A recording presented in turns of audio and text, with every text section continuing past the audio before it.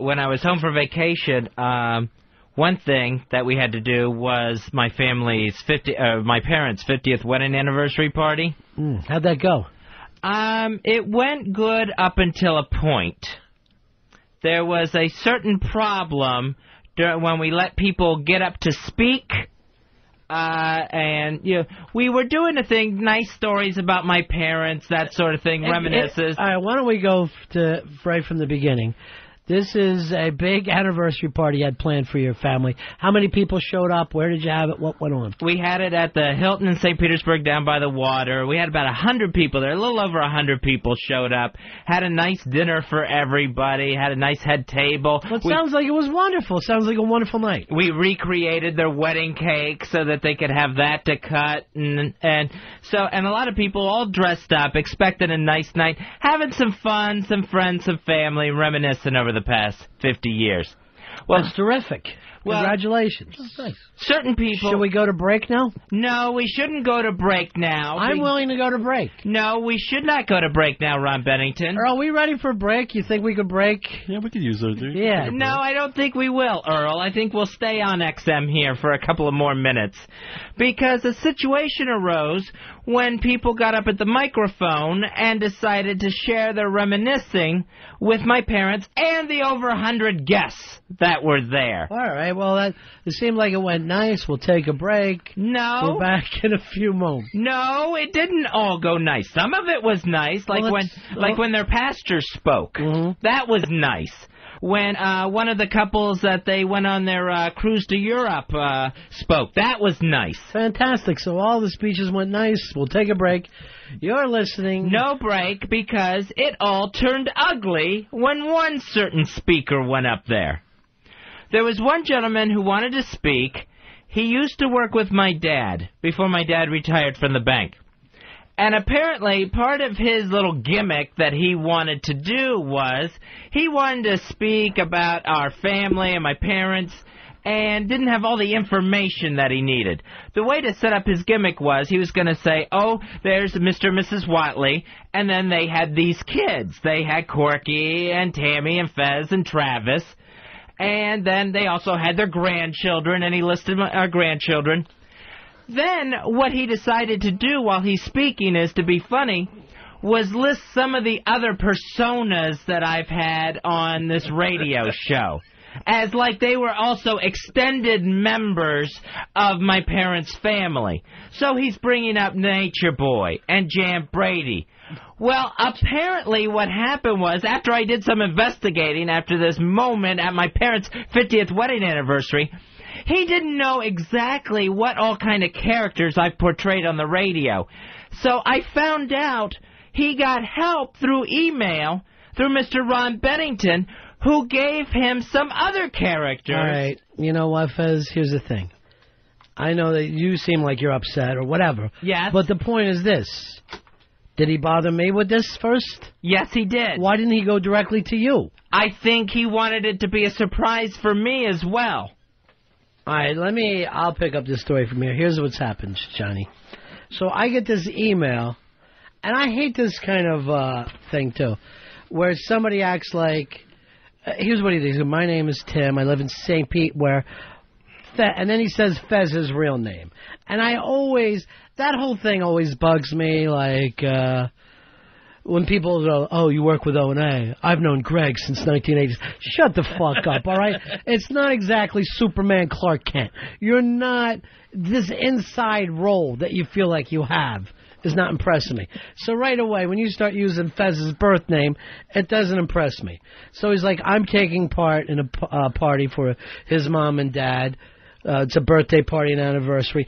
Now, by this point, Fez, he's already said your real name 3 times. Yeah, because he's playing that insider card of, I know him so well, I can call him this. So he says, I've been good friends with the family for quite a few years, and my wife is friends with, and then list all your brothers and sisters' names. So then he goes, I was wondering whether Ron or some of the other staff members could help me with a list of names that he's used over the years. The party's on tomorrow night, so I'm under a bit of a time constraint, and I hope that you can help me and it'll be appreciated. So I write back to him, And if I was wrong about any of this, I'm sorry. But I write back, sure, Tim. Of course, Fez Whatley's the name he uses on the air, but here's some of the other characters that he's played. Dirty Sanchez, the Mexican bandit.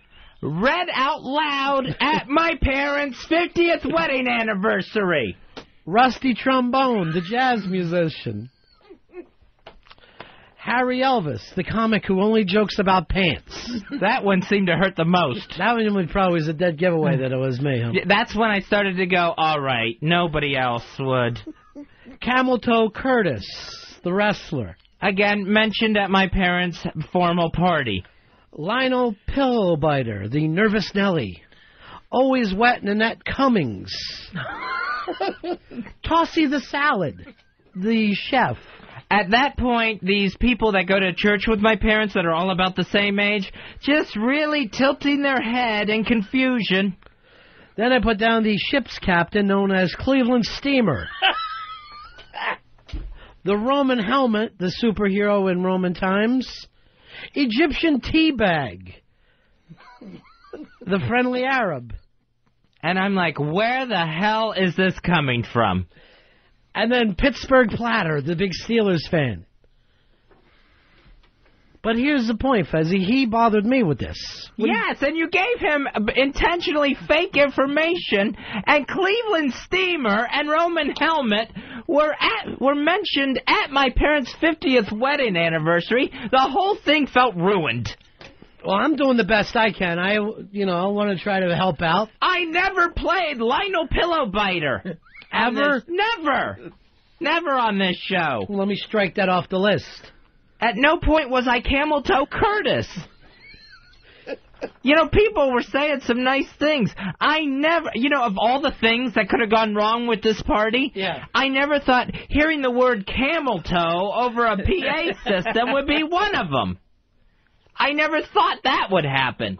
How old was this guy? This guy, I'd say he's probably about 38 years old, 39 years old. Didn't get any of these references? Didn't get Dirty Sanchez? No. Rusty Trombone? He's reading them like they're common knowledge to everybody. It was humiliating. All right, well then I made a mistake. Yes, you did. And we only get one chance to have this 50th wedding anniversary party. And I think it put a black eye on the entire night. Let me ask you a question.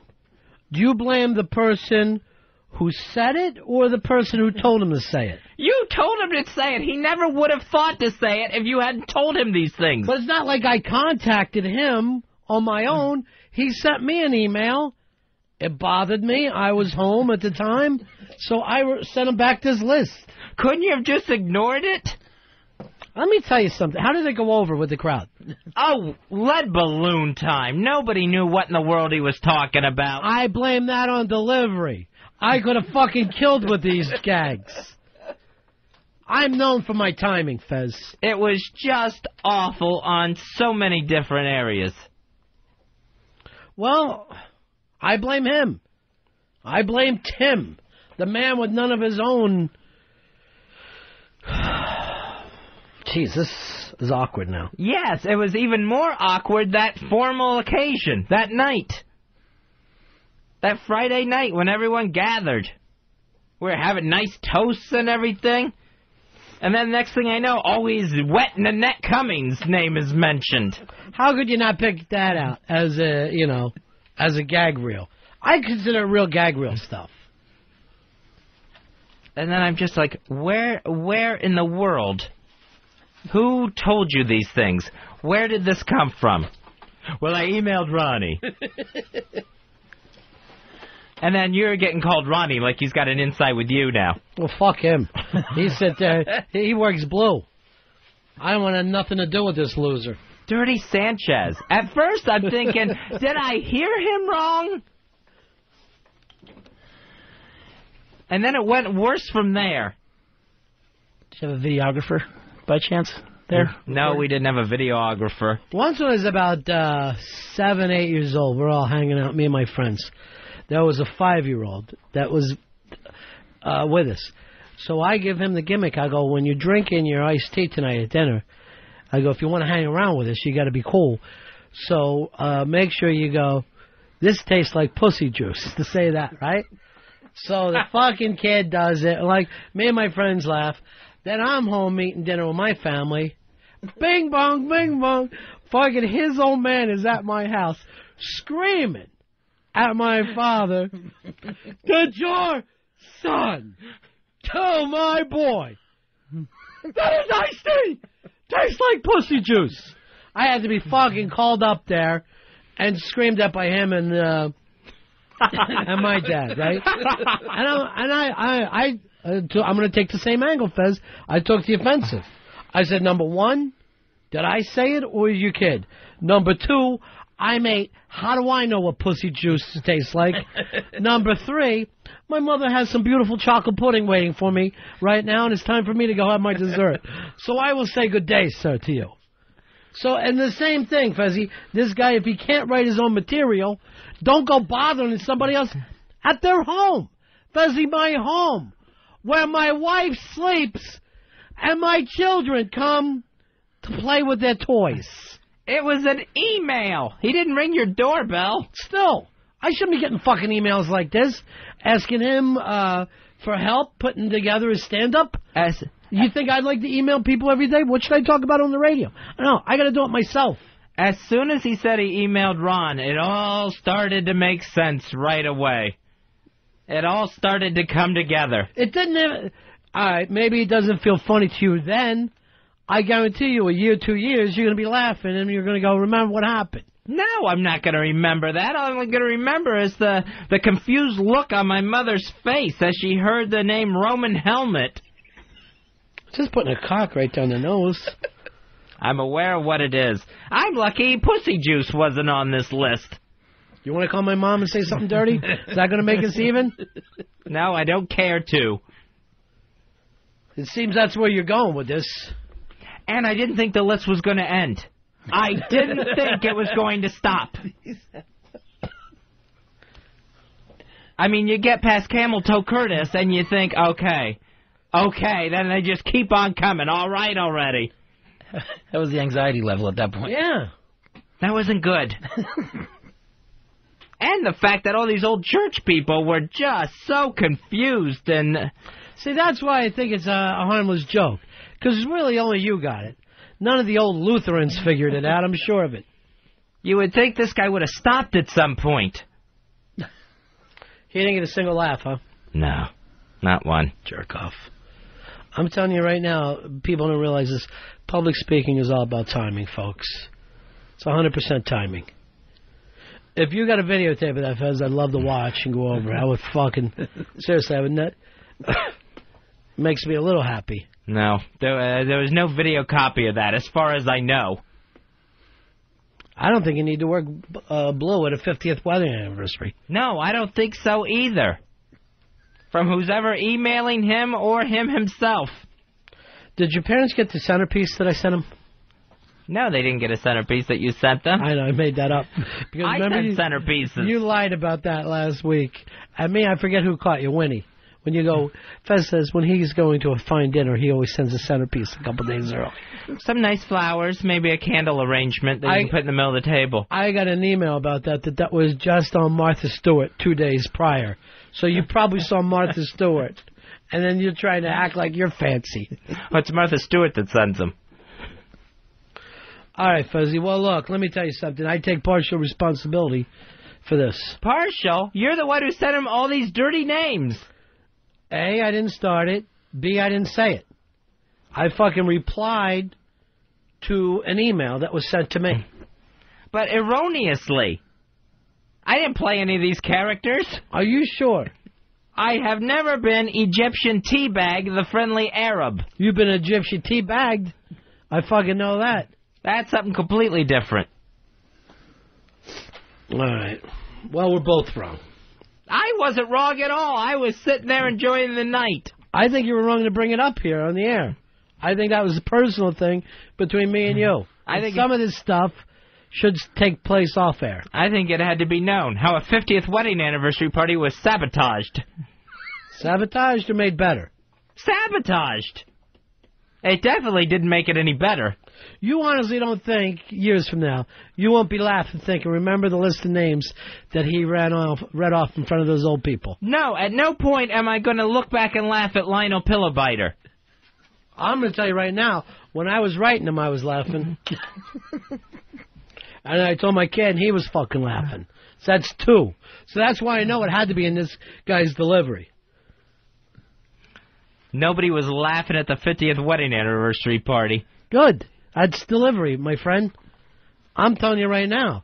Woody Allen could write the same movies, have him star Larry Storch, and people think that they're shit.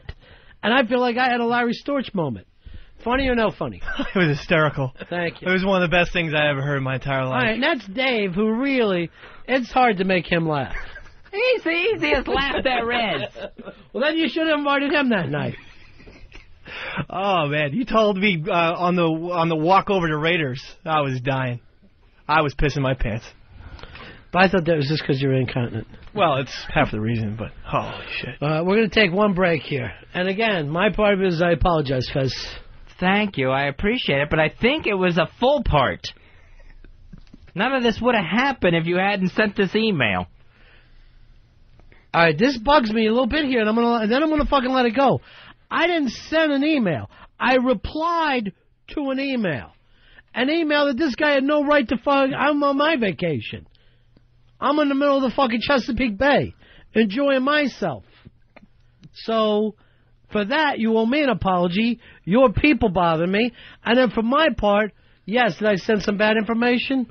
Looking back over it, I did. And I apologize for that. You sent someone's name called Tossie the Salad. And it was read aloud.